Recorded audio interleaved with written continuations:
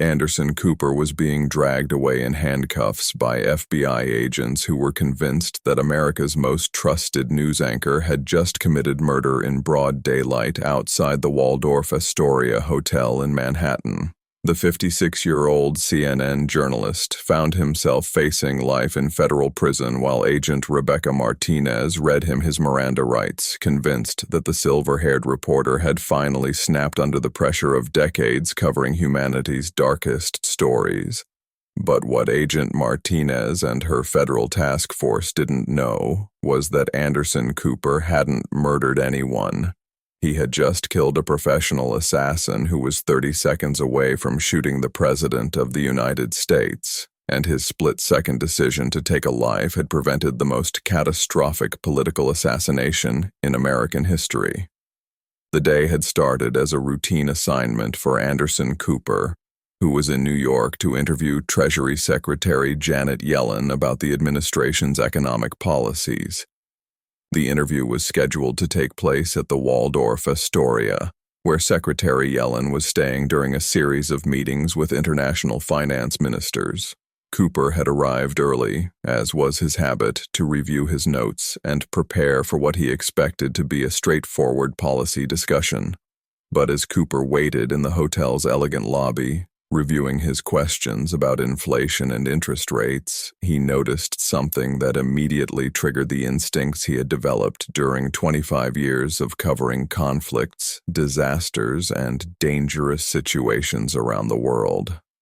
A man in a maintenance uniform was positioning himself near the elevator bank with unusual focus and precision, checking his watch repeatedly and adjusting something concealed beneath his work jacket.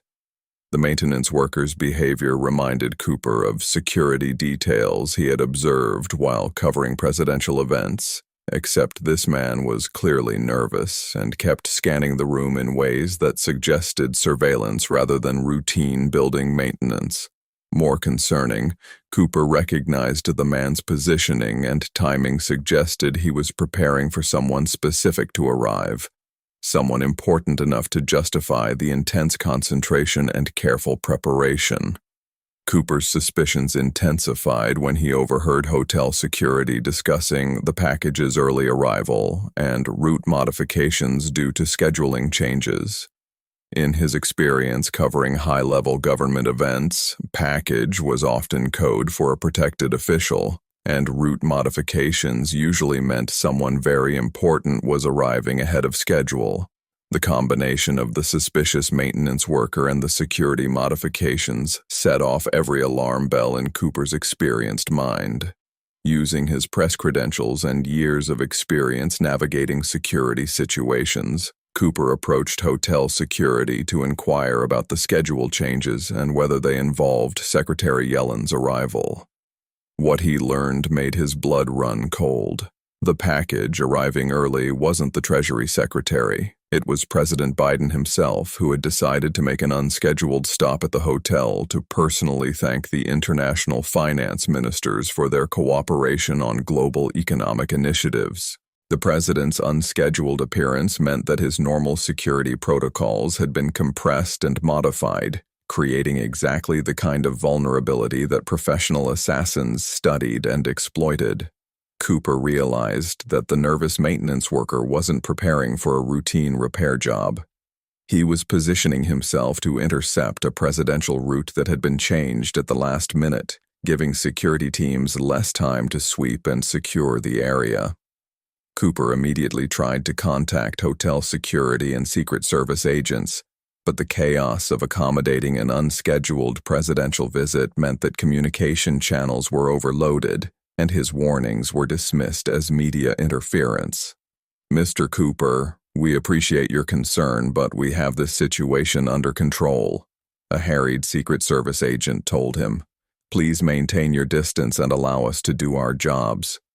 But Cooper's instincts, honed by decades of recognizing danger in chaotic situations, told him that the security professionals were too focused on their normal protocols to notice the anomaly he had identified. The maintenance worker was now clearly agitated, repeatedly checking his concealed equipment and positioning himself along what appeared to be the modified presidential route through the hotel lobby. As President Biden's motorcade arrived outside the Waldorf Astoria, Cooper watched the suspicious maintenance worker reach inside his jacket and begin moving toward the elevator bank, where the president would pass during his route to the private meeting rooms. The man's movements were deliberate and practiced, suggesting military or law enforcement training that had been turned to criminal purposes. Cooper made a split-second decision that would change his life forever.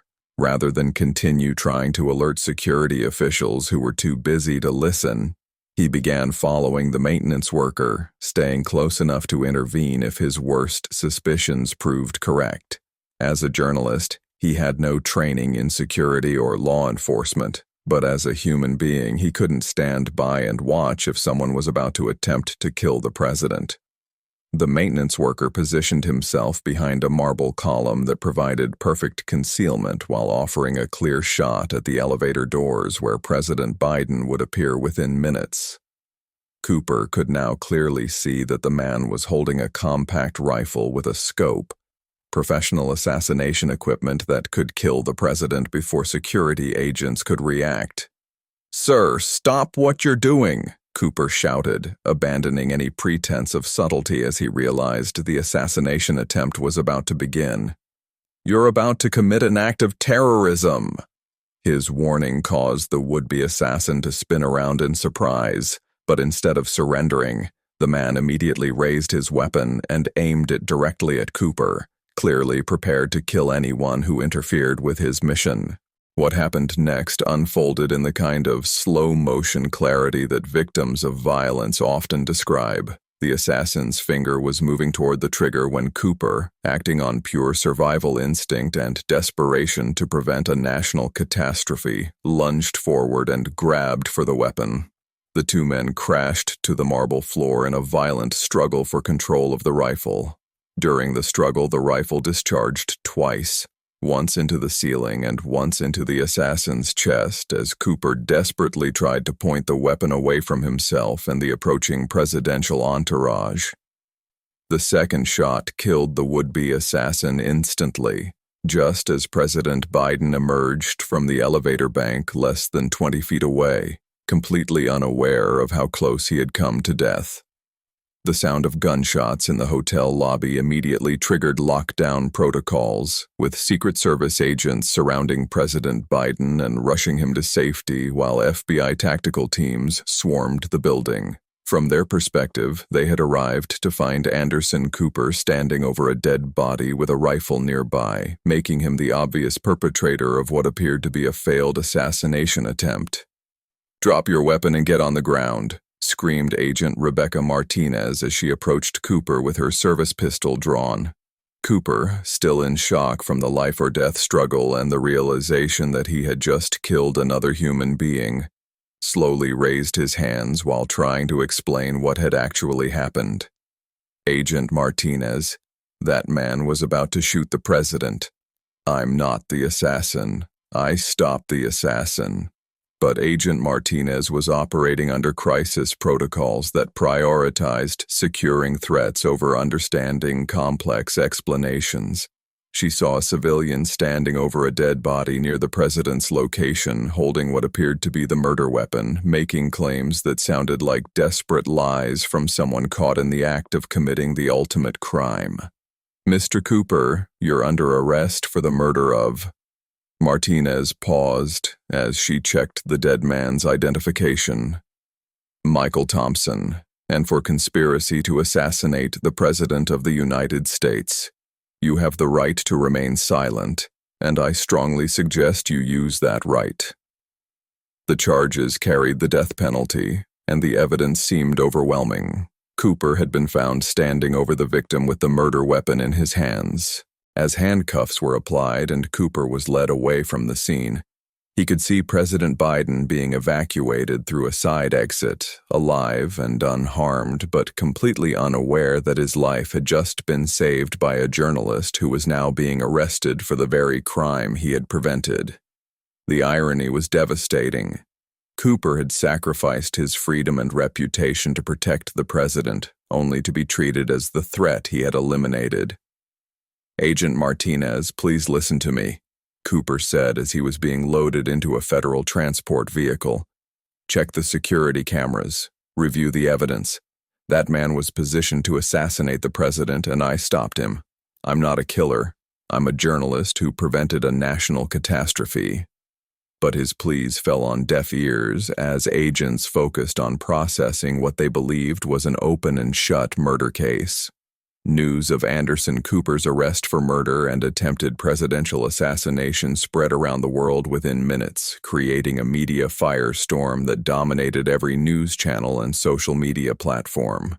The idea that America's most trusted news anchor had attempted to kill the president seemed impossible to believe, but the evidence appeared undeniable. He had been caught at the scene with the murder weapon. CNN immediately suspended Cooper pending the outcome of the investigation, while political commentators and conspiracy theorists began speculating about his motives and mental state. The network that had made him famous was forced to distance itself from their star anchor, creating headlines about "The Fall of Anderson Cooper" and "When Journalists Become Terrorists." But while media attention focused on the shocking arrest of a beloved news figure, federal investigators were beginning to examine the physical evidence from the scene more carefully. Agent Martinez, despite her certainty about Cooper's guilt, was a thorough investigator who insisted on reviewing all available evidence before finalizing charges that could result in the death penalty. The first crack in the case against Cooper came when ballistics experts examined the rifle and the bullet trajectory. "Agent Martinez, this is odd," forensics specialist Dr. Sarah Chen told her during an evidence review. "The bullet that killed Michael Thompson was fired from close range during what appears to have been a struggle. This wasn't an execution or planned murder. This looks like a fight for control of the weapon." Agent Martinez also reviewed the hotel's security footage, expecting to find clear evidence of Cooper's planned attack. Instead, she found something that completely contradicted her assumptions about the case. The footage showed Cooper clearly trying to warn security officials, following Thompson with obvious concern, and only engaging physically when Thompson pointed the rifle at him. "Dr. Chen, look at this security footage," Martinez said as she reviewed the timeline of events. "Cooper isn't stalking the president or planning an attack. He's following Thompson and trying to alert security. The physical confrontation only happens when Thompson raises his weapon." The evidence was beginning to tell a story completely different from the one she had assumed at the scene. But the most damning evidence against the original arrest came when investigators examined Michael Thompson's background and discovered his true identity. Thompson wasn't a hotel maintenance worker. He was Marcus Volkov, a former Russian intelligence operative who had been on FBI watch lists for suspected involvement in international assassination operations.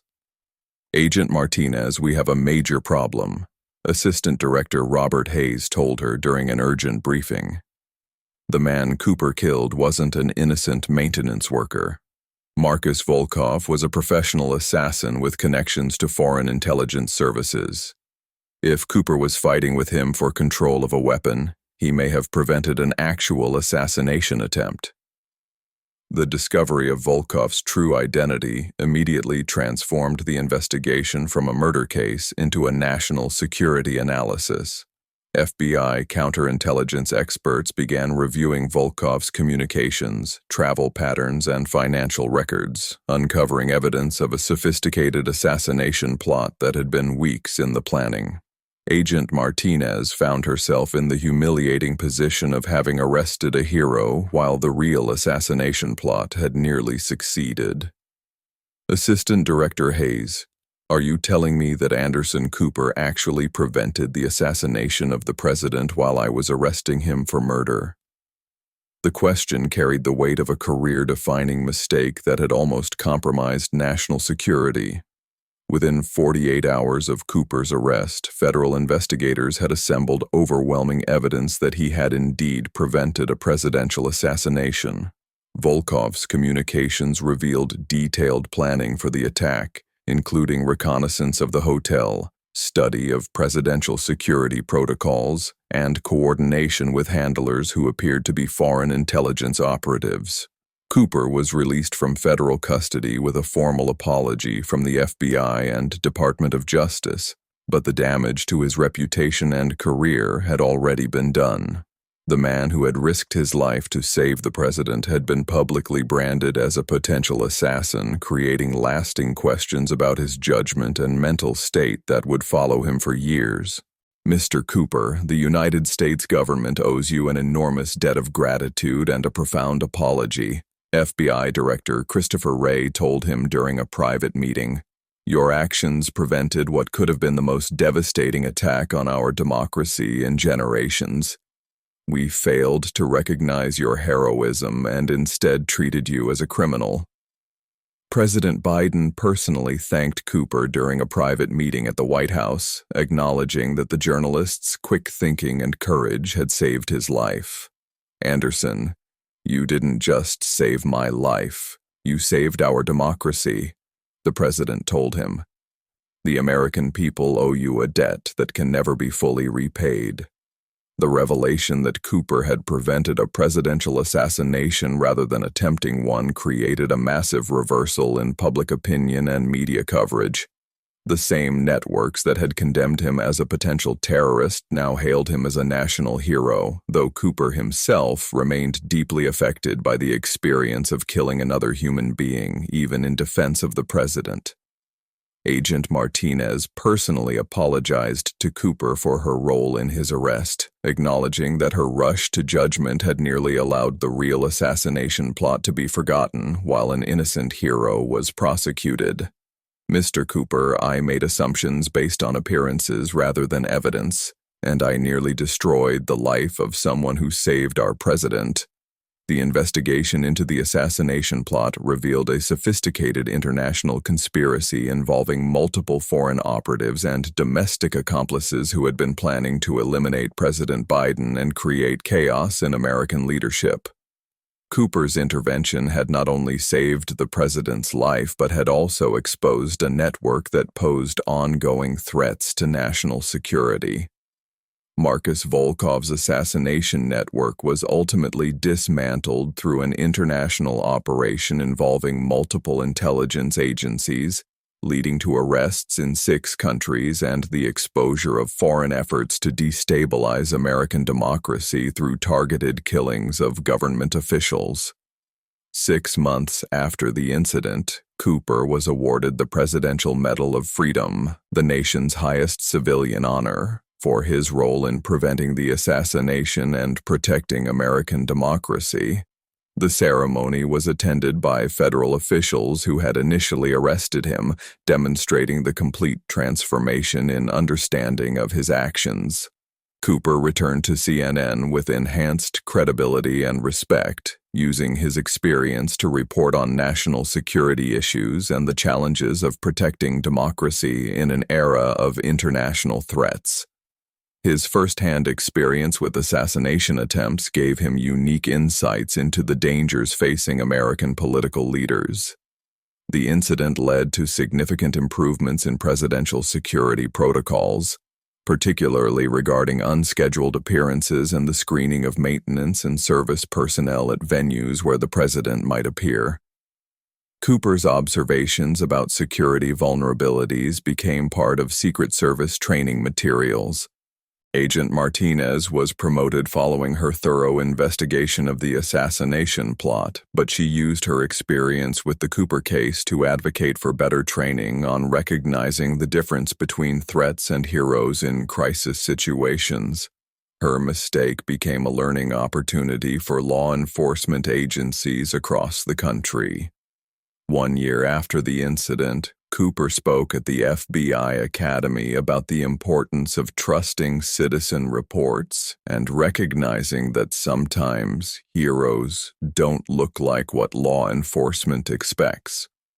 His presentation was attended by hundreds of federal agents who learned about the dangers of making assumptions during crisis situations. For Cooper, The experience reinforced his belief that journalism sometimes requires taking personal risks to protect the public interest, even when those risks include being misunderstood or criminalized. Sometimes doing the right thing means being willing to look like you're doing the wrong thing, he often told audiences. Today, the case of Anderson Cooper's arrest for preventing a presidential assassination is studied in law enforcement academies as an example of how crisis situations can create confusion between threats and heroes. The case serves as a reminder that sometimes the most important acts of public service come from unexpected sources and require split-second decisions that change history. The story of how America's most trusted news anchor saved the president's life only to be arrested for murder demonstrates that in our complex world, heroes and villains can look identical in the moment of crisis.